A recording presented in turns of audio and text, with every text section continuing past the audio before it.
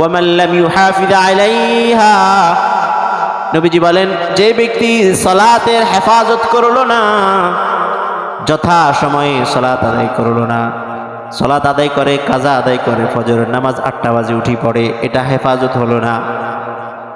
কাজ কাম করে জোহর আসর একাত্রে আমাদের মা বোনেরা পড়ে কাজ কামের কারণে, এটা হেফাজত হয় নাই।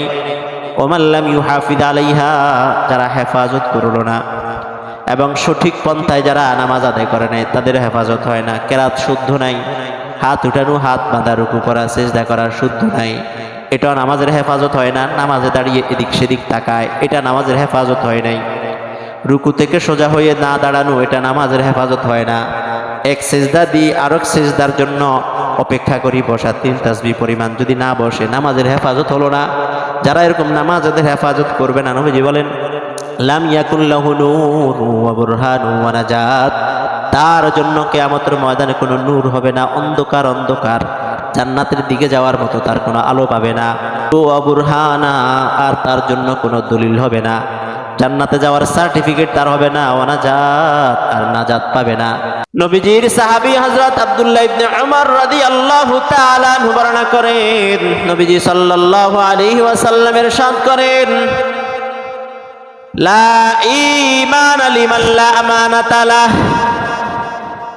যার মাঝে আমানত নাই তার ঈমান নাই। লা ঈমানা লিমান লা আমানাতা লাহ, ওই ব্যক্তির ঈমান নাই যার মাঝে আমানতদারিতা নাই। আমানতদারি শুধু টাকা পয়সার আমানত বিষয়টা এমন নয়, প্রত্যেকটা আমাদের জীবনের প্রতিটা ক্ষেত্রে আমানতের বিষয় রয়েছে।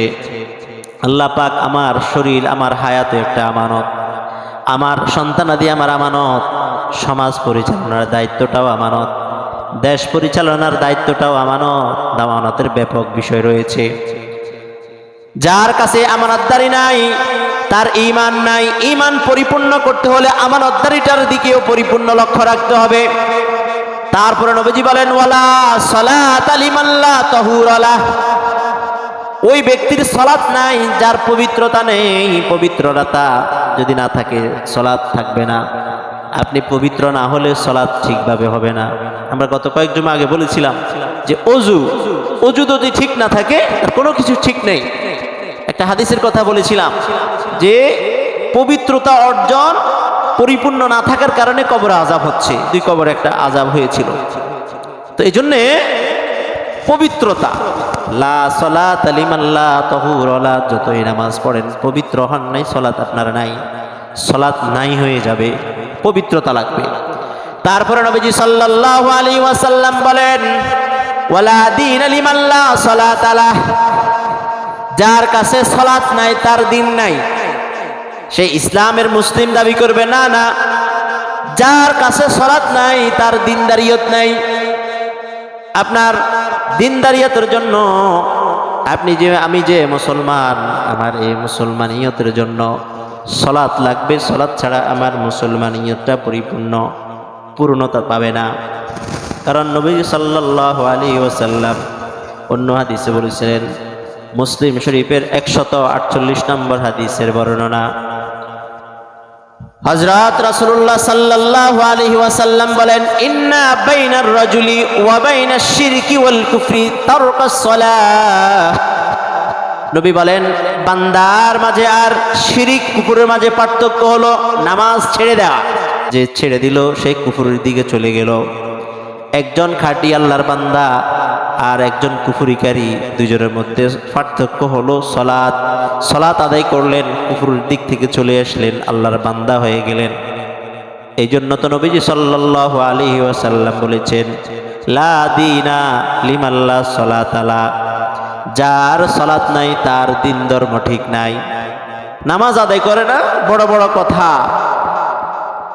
বছরে সাপ্তাহিক নামাজি, অথচ বড় বড় কথা বলে, ইসলামকে নিয়ে কোরআনকে নিয়ে নিজের মন মতো ব্যাখ্যা করে। এরকমও অনেক মানুষ দেশে বিদেশে আছে না? নাই, আছে অনেক মানুষ। এই জন্য আমার সালাত লাগবে। বলতেছিলাম নবীজি সাল্লাল্লাহু আলাইহি ওয়াসাল্লাম বলেন যার সালাত নাই তার দিন নাই।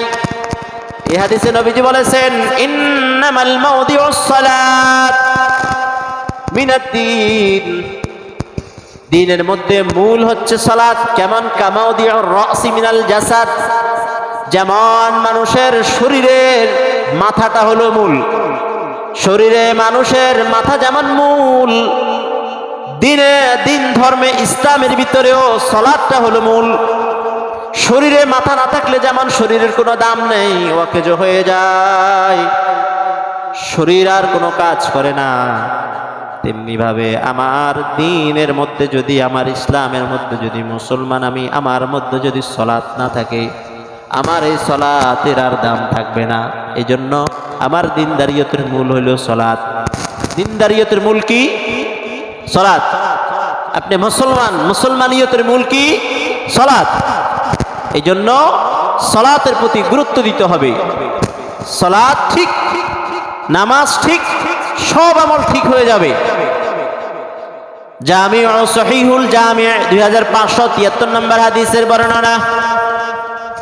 قال رسول الله صلى الله عليه وسلم, নবীজি সাল্লাল্লাহু আলাইহি ওয়াসাল্লাম বলেন, আউয়ালু মা ইউহাসাবু বিহিল আবদু ইয়াউমাল কিয়ামাতিস সালাহ। কিয়ামতের দিন আল্লাহ পাক সর্বপ্রথম যে বিষয়টার হিসাব নেবেন সেটা হলো নামাজ। নামাজের হিসাব দিয়ে আল্লাহ পাক হিসাব নিকাশ শুরু করবেন। এই জন্য আমরা নামাজটাকে গুরুত্ব দিতে হবে।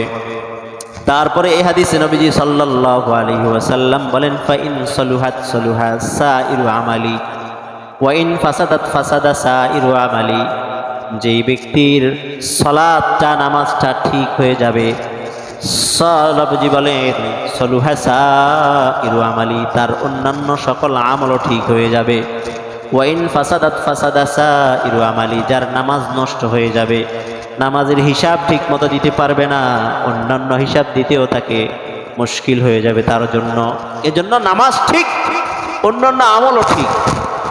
নামাজকে আমরা ঠিকভাবে আদায় করব।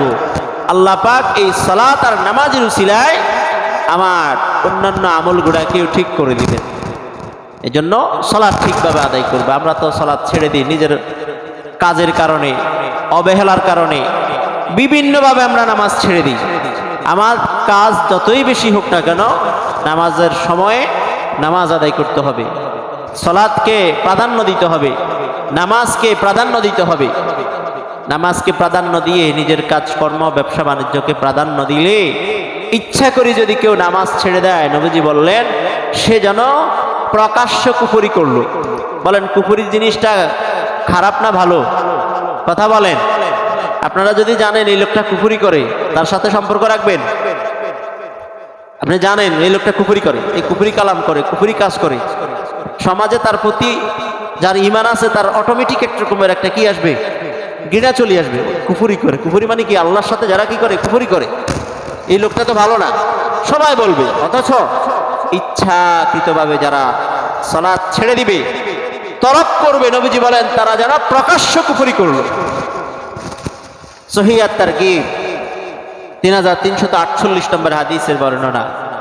عن أنس بن مالك رضي الله تعالى عنه قال قال رسول الله صلى الله عليه وسلم, নবীজির সাহাবী হযরত আনাস ইবনে মালিক রাদিয়াল্লাহু তাআলা আনহু থেকে বর্ণিত, তিনি বলেন নবীজি সাল্লাল্লাহু আলাইহি ওয়াসাল্লাম ইরশাদ করেন, মান তারাকা সালাতা মুতাআম্মিদান ফাকাদ কাফারা বিহা।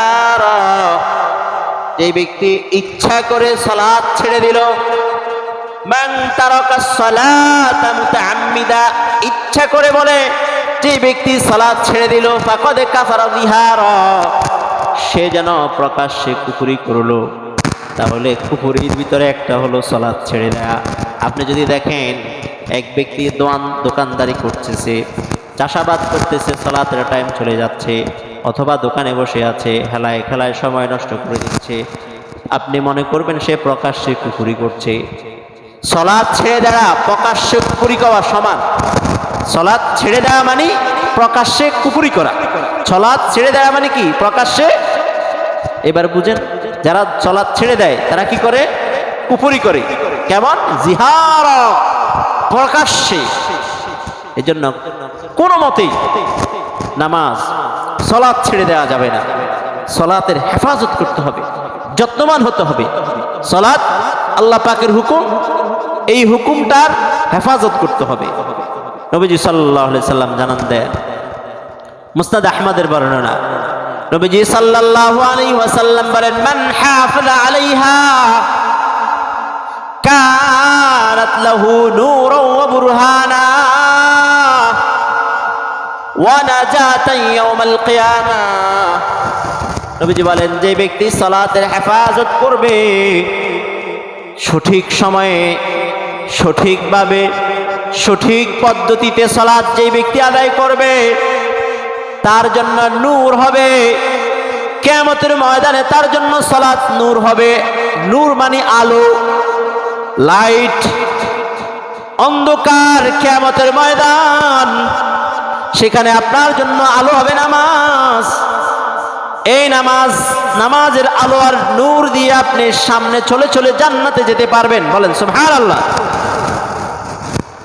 তার জন্য নূর হবে ওয়া বুরহানা, নামাজ তার জন্য দলিল হবে। আপনি যে জান্নাতি, তার দলিল নামাজ। এই নামাজ জান্নাতে যাওয়ার দলিল হবে আপনার জন্য, দলিল আপনাকে জান্নাতে নিয়ে যাবে। ওয়া নাজাতান ইয়াউমাল কিয়ামাহ, আর এই নামাজ কিয়ামতের ময়দানে আপনার জন্য নাজাতের ব্যবস্থা হয়ে যাবে।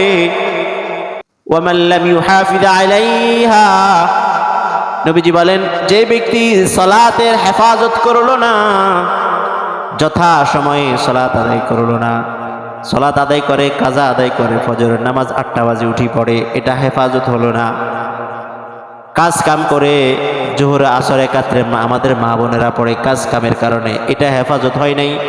ওয়া মান লাম ইউহাফিজ আলাইহা, যারা হেফাজত করলো না এবং সঠিক পন্থায় যারা নামাজ আদায় করে নাই, তাদের হেফাজত হয় না। কেরাত শুদ্ধ নাই, হাত উঠানো, হাত বাঁধা, রুকু করা, সিজদা করার শুদ্ধ নাই, এটা নামাজের হেফাজত হয় না। নামাজে দাঁড়িয়ে এদিক সেদিক তাকায়, এটা নামাজের হেফাজত হয় নাই। রুকু থেকে সোজা হয়ে না দাঁড়ানো, এটা নামাজের হেফাজত হয় না। এক সিজদা দিয়ে আরেক সিজদার জন্য অপেক্ষা করি বসা 3 তাসবিহ পরিমাণ, যদি না বসে, নামাজের হেফাজত হলো না। যারা এরকম নামাজের হেফাজত করবে না, নবীজি বলেন, লাম ইয়াকুন লাহু নূর ওয়া বুরহানু ওয়া নাজাত, তার জন্য কিয়ামতের ময়দানে কোনো নূর হবে না, অন্ধকার অন্ধকার, জান্নাতের দিকে যাওয়ার মতো তার কোনো আলো পাবে না। ওয়া নূরু ওয়া বুরহানা, আর তার জন্য কোনো দলিল হবে না, জান্নাতে যাওয়ার সার্টিফিকেট তার হবে না। ওয়া নাজাত, আর নাজাত পাবে না। ওয়া কানা ইয়াউমাল কিয়ামাতি মা হামান ওয়া ফিরআউন ওয়া কারুন ও উবাই ইবনে খলফ, বরং তার যারা হেফাজত করলো না সঠিক পদ্ধতিতে, সঠিক সময়ে সঠিকভাবে সালাত আদায় করলো না, তাদের হাসর হবে ফেরাউনের সাথে, হামানের সাথে, উবাই ইবনে খলফের সাথে। জোরে সোরে বলেন নাউজুবিল্লাহ।